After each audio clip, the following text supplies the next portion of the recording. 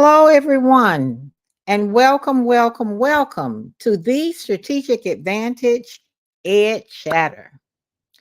We are excited today, and I thank you so much for joining us for another session of the Strategic Advantages Ed Chatter, where we actually talk about all kinds of current issues in education. We talk about different topics and we celebrate successes in education, as well as try to solve some of the challenges.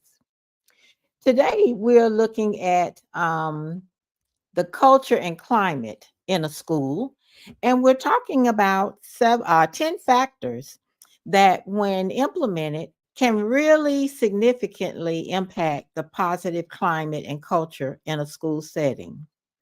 So, let me introduce myself for those of you that don't know me.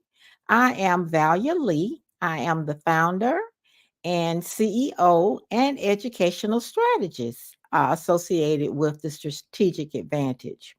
There are some other members of my team that you'll get to meet over time. But for right now, you got me, and we're going to jump into this thing. Again, today's topic is important as we look at culture and climate because culture and climate affects every aspect of schooling. So then you think, well, so why is it important and how does it affect every aspect of schooling? First and foremost, it affects academic achievement. What we have is students who are in a positive school environment. They typically have higher grades, their test scores are better, and their overall academic achievement is better as well. We also look at the fact that in a positive school climate, we have less behavior challenges and we don't have to deal with as many disciplinary actions. Another thing that happens in a positive school culture and climate is it builds the students' self esteem. It helps them to have a better self image and self concept. It also helps to create a situation where we have more students who are more likely to complete school. In other words, less dropouts, and we have higher graduation rates in those schools where there's a positive culture and climate. So now I want us to look at those seven factors. I was talking to someone just before getting ready to start today, and they told me, I enjoyed your last video, but it was a little too long. So we're going to try to stay within our 10 minutes today. I'll be moving rather quickly. And today will be less interactive than the videos that we will do going forward. Going forward, I'm going to invite some of you up on the platform with me so that we can discuss some particular aspects of whatever the topic is on any given day. So then, let us look at our seven factors that impact school culture. Before I begin, I want to tell you that we are streaming via StreamYard, and this is a first for me as it relates to using this platform. So there may be one or two glitches. I'll go ahead on and give you the disclaimer now and say that, this is again my first opportunity for using it. But I think that it's going to do us a good service as we go forward with our future sessions of Ed Chatter. But this one may be a little less than perfect. All right, let's look at our 10 factors. The first one is leadership. The next one, teacher quality. The next one, student engagement, followed by parent and community involvement, and then policies and procedures, and then the physical environment. Naturally, it's going to include curriculum and instruction, and it's also going to include some emotional support services. And then finally, those traditions and rituals that make schooling school. I tell you what, I can remember being in the fourth or fifth grade and being in a Christmas play where it was, a big to do, musical, et cetera, et cetera. And I was so excited about it. And I can readily recall it today. That's what rituals do, and those special events like that. They help you become more comfortable in a school environment, and it promotes a sense of belonging. So it's so important. But I'm getting out of order. Let me start up with number one, which speaks to leadership. The leadership talks about the attitudes and the practices of the school administrators, because those things set the tone for the school. I was communicating with some teachers via Facebook the other day who, although it's just October, some of them are saying they're ready to pack their bags and go on home for the summer. In other words, they're already experiencing a great deal of burnout. And when we communicated as to why, they shared with me that the leaders do not respect their planning time, that the leaders have not set a positive tone for the school year, and that they are negatively influencing how the staff and the students interact. So a lot hangs in the balance with the leaders in the school. We've got to have leaders who understand that teachers have to be respected, supported, and do everything we can to actually embrace them. We've done a couple of videos about teacher shortages. Well, some of the teacher shortages are caused because of the administrators' attitudes and the fact that they are not supportive and promoting an environment that is conducive to learning, but also conducive to working. You want to have an environment where teachers want to come. Another thing in terms of the seven, number two, we said was teacher quality. Now, we have to have teacher quality, we have to have collaboration in the profession, and we have to have teachers who have a commitment um, for the work and the students. We want to make certain that teachers remember that sometimes they are well, not sometimes, all of the time, they are the deciding factor within a classroom. And their behavior, their attitudes can either invite student success or it can turn it away. So teachers have to make certain that we come to school every day with a positive attitude and ready and willing to die to self so that those students can have the preeminence in the classroom. So then, student engagement. What you have with me today, I'm talking like the sage on the stage, but we're not doing that anymore. We are looking at how we can engage students actively in the learning process, where we can give them, curricular activities that's going to help them embrace the lessons that we're setting forth. But not only that, when we talk about extracurricular activities outside of the classroom, that in and of itself can shape an overall school atmosphere for the positive. Now, let's look at community and parent involvement. I want to tell you that I went to one particular district, and they had, as a superintendent, and they had a policy when I got there that said that parents had to call 2 days in advance if they wanted to visit a classroom. And I told them that I could not support that, because sometimes parents get a day off and they don't know that they're going to be off until the day of. Sometimes we don't need you today. And they said, well, I think I'll go up to the school, have lunch with my child, and visit a classroom. We ought to have an open door policy for parents and community to come to see how we are implementing our instructional program, and to just provide other supports for us. I recall that's how I got in education. I came in through the back door by going up to my daughter's first grade classroom and running copies for the teacher and that kind of thing. So it builds a sense of camaraderie and support, and it lives upon that premise that it takes a village. Well, we've got to bring all the villagers into the village so that they can support, have them come on into the school. All right.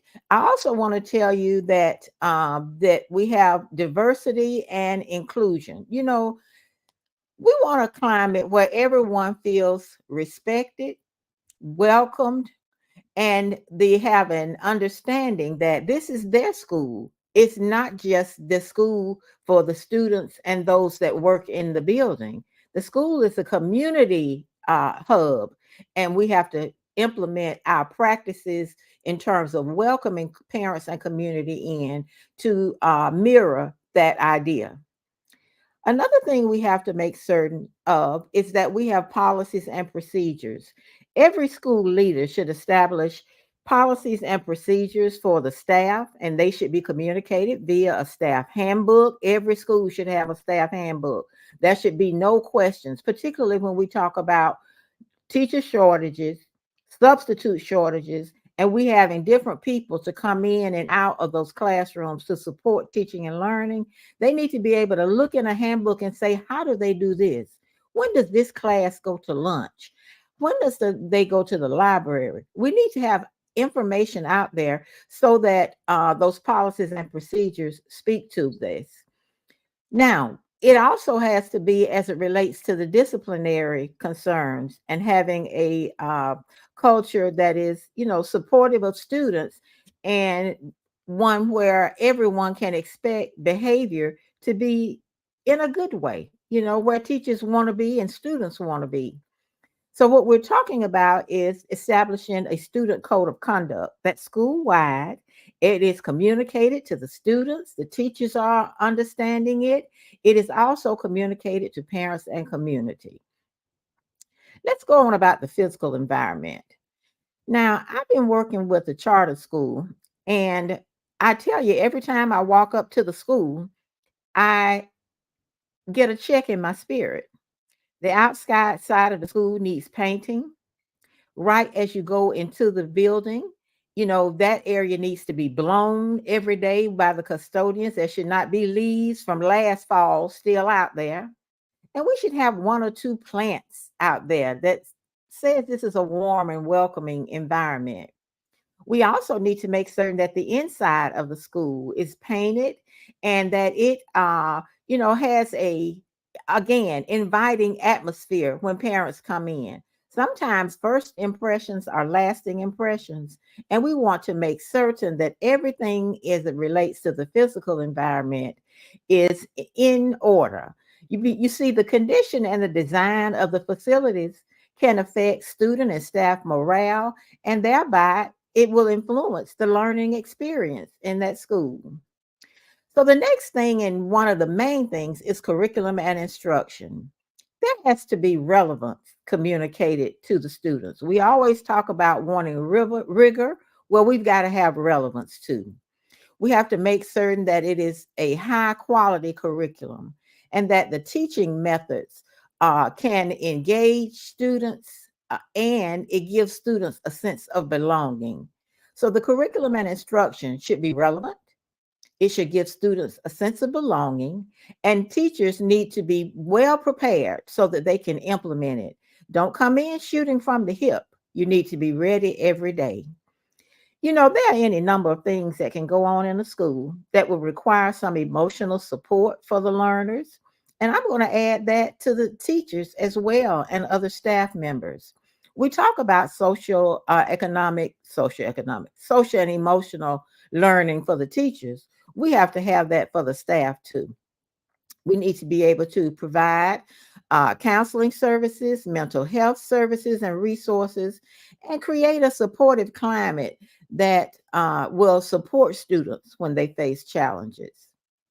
Now, the last one again is the school events, celebrations, and rituals that can foster a sense of community and pride. I was so proud that night of that Christmas performance. And just, I didn't have but one line, but I was so excited just to be a part of that. We need to foster ways where we can engage students in activities and events like that so that they can feel that sense of belonging and that desire to want to be there. They're less likely to stay out of school and have high attendance concerns if we give them an environment that they feel appreciated in and that they feel supported in. So then, each one of these factors in and of themselves are very, very important, and they can influence the schooling environment. However, when they are used interchangeably, they can shape the culture and climate of a school environment quite significantly. So, guys, we're going to close out today. I want you to make certain that you like this video. I would love for you to share it too. Share it. And then turn on your notification bells so you'll know the next time I upload content. I want you to know that as we round out this session of Ed Chatter, we all need to embrace those factors. We need to promote them in the schools with which we are associated. And we also need to communicate them when we see that they are not being executed in a school. We have to have some courageous conversations sometime, and we need to be willing to do that. I say that because, we need to do it for the culture, and more importantly, do it for the students. Thank you again for joining me. Look out for all of the great ed chatter that's coming forth. We're going to be talking about some things that we can do to keep a positive attitude as we go on through the school year. Sometimes as we near the holidays, we're excited about the holidays, but we are so looking forward to that last day of school before the holidays. Let us not think that way. Let us think how we can maximize every opportunity to ensure that our students are successful and that we enjoy what we do. I will tell you this as I close. Part of my interaction with those teachers via Facebook, I had posted a post about differentiated instruction because some of the posts that I do will speak to helping teachers become better practitioners. Well, one teacher said to on Facebook, commented on my post and said, "That's a joke," meaning differentiation is a joke. Well, guess what? If you got a classroom of 20 plus students, they're going to be at different learning levels. Their interests in terms of learning are going to be varied. Their multiple intelligences are going to be varied. You've got to differentiate to meet them where they are in order to move them forward. Another teacher said to me, differentiation is just piling on more for teachers to do. Really, it isn't. Because if you get a hold of differentiation and you enter into the realm of personalized learning, you will be teaching to the students, and they will be more attentive to what you're teaching and more likely to engage in the lesson. Teachers, you've got to have the right attitude. You're on the front lines. If you have concerns with administration, do like I used to do. I would go down to the office and ask, Miss So and so, Dr. So and so, may I speak with you a moment? And they were very amenable. It's all about attitude. And so we want to make certain that when we approach them in the right spirit. Again, thank you so much for joining us today. And I look forward to seeing you on another session of Ed Chatter. Make sure you subscribe to the channel, like the video, share the video, and join me for our next session.